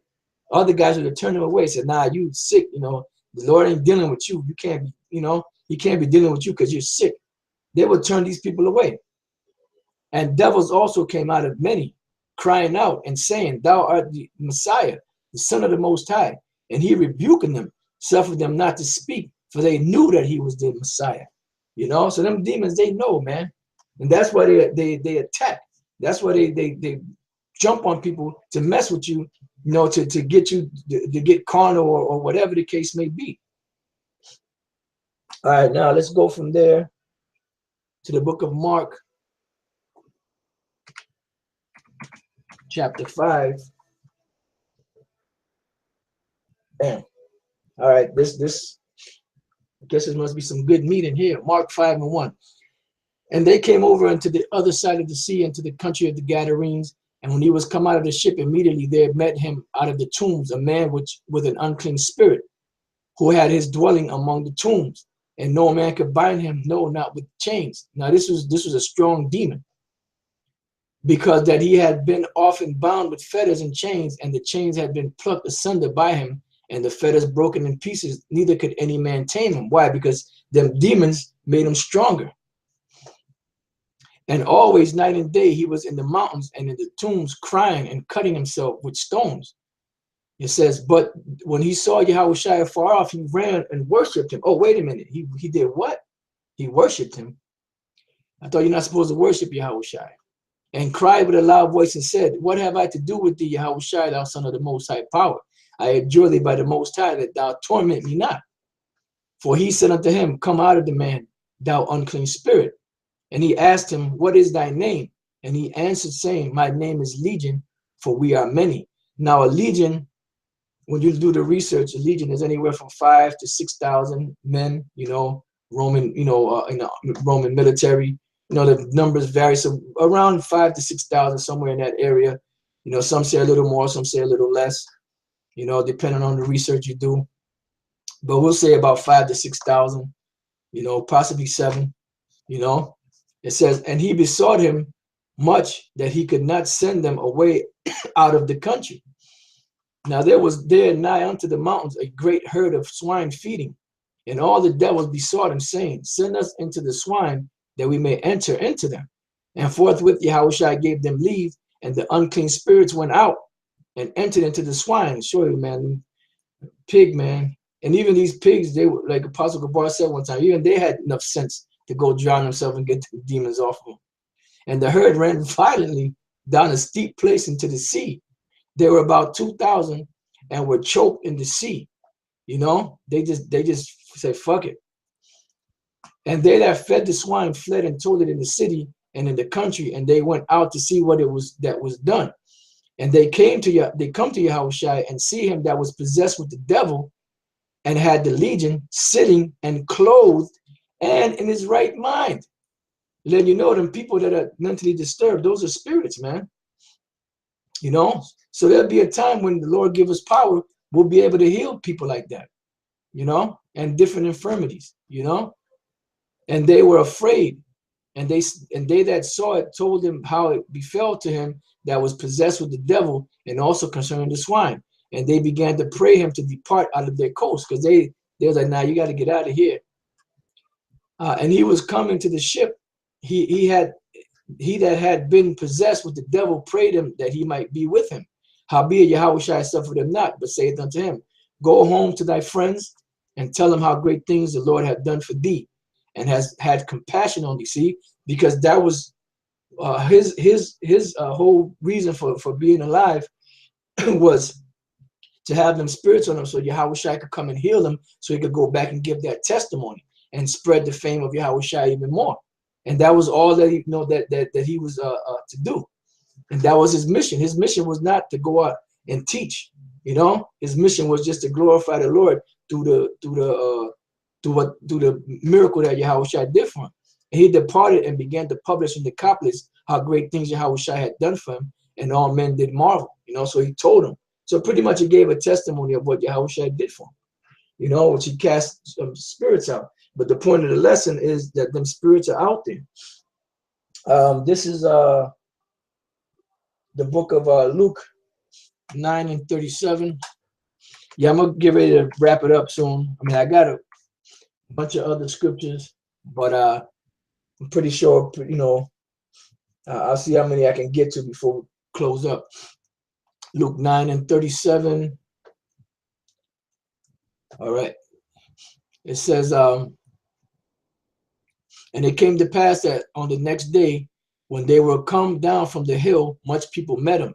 And behold, the man of the company cried out, saying, Master, I beseech thee, look upon my son, for he is mine only child. And lo, a spirit taketh him, and he suddenly cried out, and it teareth him that he foameth again, and bruising him hardly departed from him. And I besought thy disciples to cast him out, and they could not. And Yahushua answered and said, O faithless and perverse generation, how long shall I be with you and suffer you? Bring thy son hither. And as he was yet coming, the devil threw him down and tear him. And Yahushua rebuked the unclean spirit and healed the child and delivered him again to his father. See, so those are them different spirits. Let's see what we got here. This is the book of Acts 16. Yeah, this is a good point here. Acts 16:16. It says, and it came to pass, as we went to prayer, a certain damsel possessed with the spirit of divination met us, which brought her master much gain by soothsaying. All right, let's look up the word divination. If I remember, there was a pretty good definition there. Python, or Python. In Greek mythology, the name of the Pythian serpent or dragon that dwelt in the region of Pytho at the foot of Parnassus and Phocis, and was said to have guarded the oracle of Delphi and been slain by Apollo, a spirit of divination. So it goes back to that, you know, and people, they would worship certain demons and certain gods, and that them spirits would jump on them. Because this same guy here, he went to a Botanica, and in the Botanica, he saw all the different statues. He said, you see this? This is nothing. He picked up the statue. This right here, this is nothing. This statue over here, this statue over here, this thing over here, these are nothing. These idols, they're nothing. He said, but it's the ritual that you do with them that causes that demonic entity to enter the person. When they start partaking of that thing or that situation, you know, that's when them demons enter people. When they start praying to it and burning incense and, you know, and spitting rum on it, you know, and saying those enchantments, then they become possessed. You know, like you see all them different people that do santeria, brujeria, you know, obia and all that. They do certain things, certain enchantments, you know, in certain incantations, and them demons come and dwell in them people and possess them, you know. So that's what this is, you know. It's the same thing that was going on back then, but today you have it in modern day terms. You know, you have the Orishas, you know, among Ephraim and the other Latin tribes, you know, that are the different, you know, like Ogun and Oshun, Yemaya, Chango, and all them different demonic gods. And what they do is when they start praying to them and doing certain rituals, that's when them demons jumping people, you know. So that was the same thing here. All right. All right, moving on. It says, the same followed Paul and us and cried, saying, these men are the servants of the Most High Power, which show unto us the way of salvation. And this did she many days, but Paul, being grieved, turned and said to the Spirit, I command thee in the name of Yahushua Mashiach to come out of her. And he came out the same hour. Okay. All right, let's move on from there to Acts 8.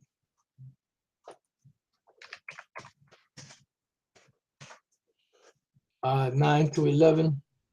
But there was a certain man called Simon, which before time in the same city used sorcery and bewitched the people of Samaria, giving out that he himself was some great one, to whom they all gave heed, for the least to the greatest, saying, this man is a great power of the Most High. And to him they had regard, because that of a long time he had bewitched them with sorcery. You know, so he was casting spells on these people, and they had demons in them. They were following him. So when I'm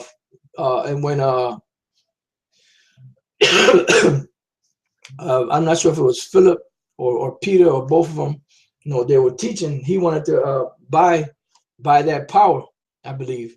And they pretty much, they cursed him out. But the point is, he was casting spells, and them demons was jumping on them people, and they were mesmerized by this guy, you know, because they were evil spirits, you know. And like I said, that's the purpose of this lesson. Let's go from there. Leviticus 19 and 26, I believe it is. You know, because these are commandments. It says, you shall not eat anything with the blood, neither shall you use enchantment, nor observe times. You shall not round the corners of your head, neither shalt thou mar the corners of that beard. Where's it? Let me see. Okay, 31. Thou shalt rise up, I'm sorry, 31. Regard not them that have familiar spirits, neither seek after wizards to be defiled by them. I am Yahweh, your power. So there was laws that you weren't supposed to do these things. And the reason why is because them spirits will inhabit your body if you do that.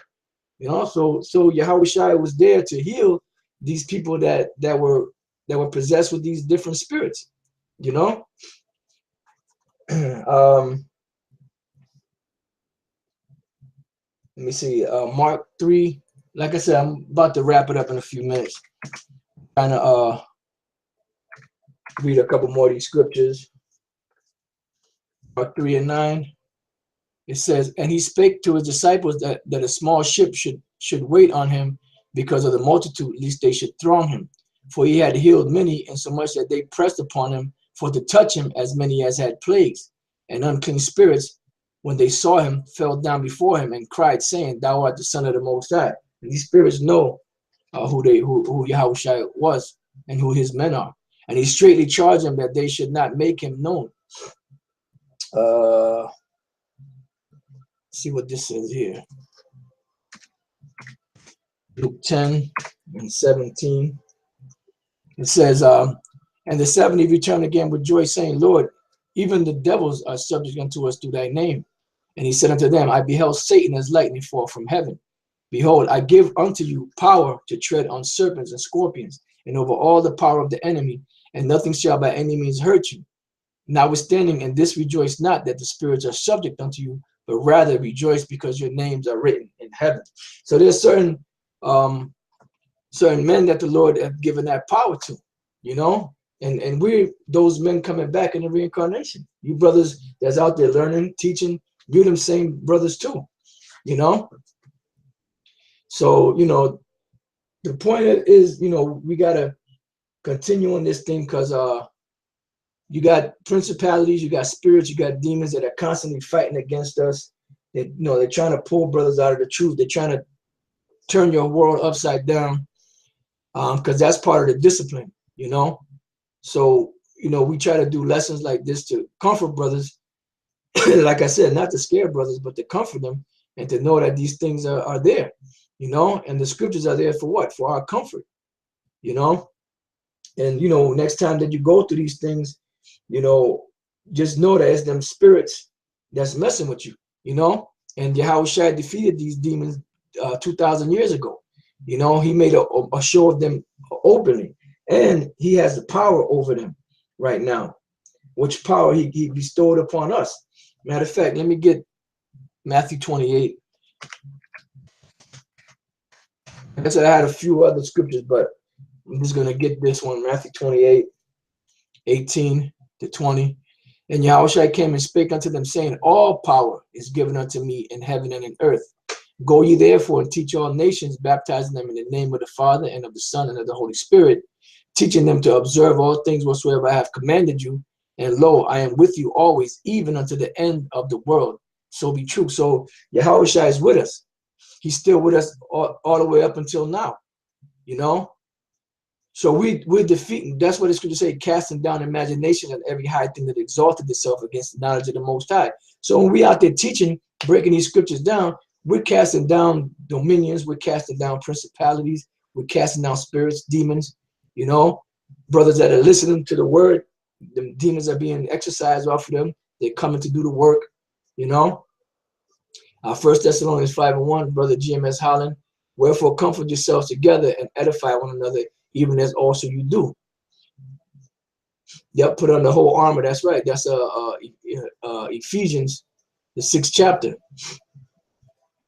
Yep, and this, I didn't go to the Ephesians 6 because, brothers have gone over that, It says, for we wrestle not, GMSOY, Yahweh, therefore we wrestle not against flesh and blood, but against principalities, against powers, against the rulers of the darkness of this world, against spiritual wickedness in high places. You know what? Let me get two more of these real quick. This Colossians 1:16 says, for by him were all things created that are in heaven and that are in earth, visible and invisible, whether they be thrones or dominions or principalities or powers, all things were created by him and for him. Now, when you look up principalities here, I don't know if they really go into it. Yeah, it says of angels and demons, the first place principality, rule, majesty. It's like a horde, pretty much like a horde of them demons, horde of demons. RK. Let me see, dominions, kuriotes, dominion, power, lordship, one who possesses dominion. All right, the last scripture I'm gonna get is here, Colossians 2:15. It says, and having spoiled principalities and powers, he made a show of them openly, triumphant over them in it. So Yahushua said he was with us, and he triumphed over them, and he gave us the power to triumph over them. So in the name of Yahweh Bashem Yahushua, we have that power and that dominion. So with that, I hope you brothers have been edified. Hope you brothers have been comforted. If you're going through any of these situations, because we all go through it. So don't think that you alone. Like the scripture say, there's no temptation that is taken man, but such as is common to man. So we all going through the same things. And that's why we're here to comfort. And other brothers out there, when they do their lessons, they comfort brother spirits too. Like I said, my inspiration, through Yahweh Bashem Yahushua was these brothers and the lessons that they did and put up. So I said I wanted to do a little something, so I finally got a chance to, and Barakatah Yahweh Bashem Yahushua for guiding my spirit, my mind, and my mouth to bring these precepts out. All right, brothers. So I say shalom.